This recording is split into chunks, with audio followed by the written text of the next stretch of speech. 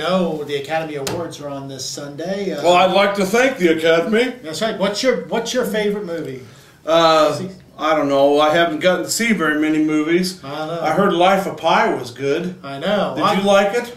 Yeah, but, you know, I prefer cherry or apple. But I didn't see any pie when I was there. Well, what's your favorite movie? I don't know. You're the expert. You know, I kind of like, you know, Honest Abe. Honest Abe was really... Do you think it's going to win? Spielberg. That's a Spielberg movie, isn't it? You can't count down Spielberg, especially when the aliens come down. Oh, here we are talking about moving pictures.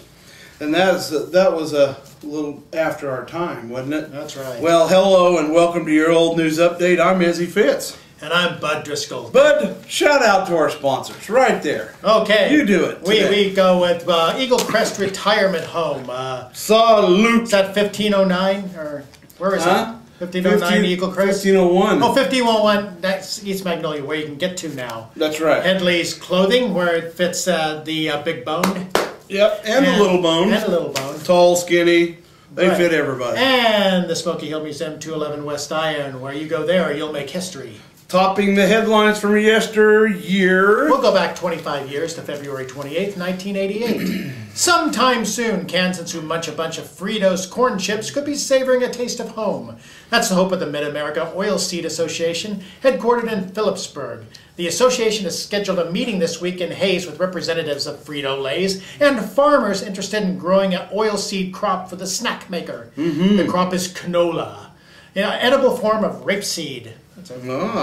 The oil from which has been used for years as an industrial lubricant and the manufacture of plastics.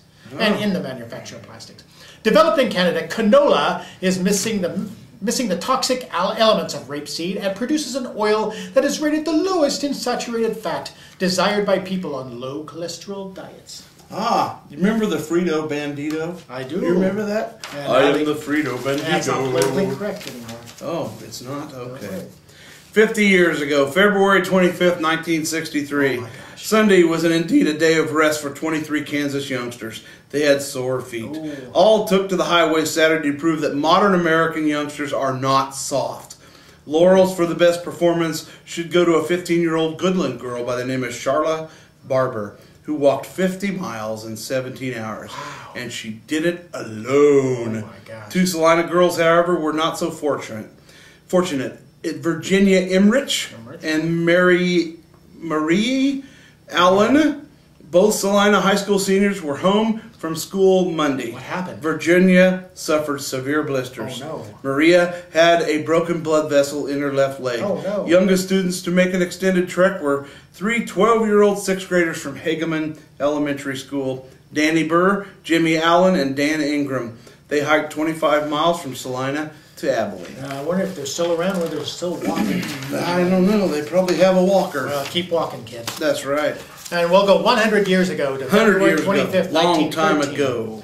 Last evening, when the first soldier train passed through the city en route to Galveston, Texas from Fort D.A., Russell, Wyoming, several carloads of mules were in the train, and their presence was quickly noted when the train stopped in this city. Right here. The Army mules are fed at regular hours when stationed at a post, and at 6 o'clock is the usual time for the evening feeding.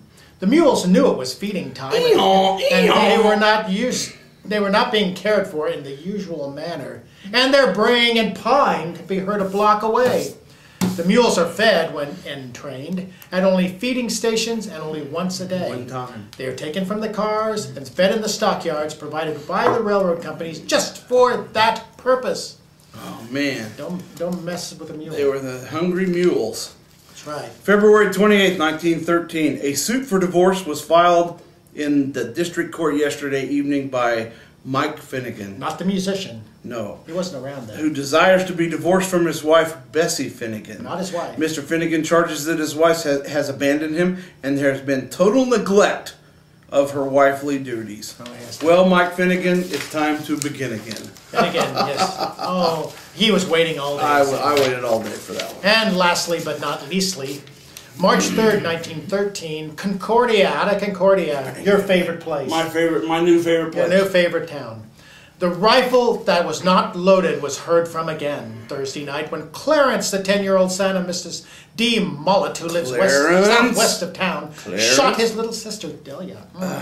The boy took the rifle down off from the wall to go hunting, but did not know the gun was loaded. He pulled the trigger and the shot entered Delia's leg, just above the knee, and it came out 8 inches above the wound.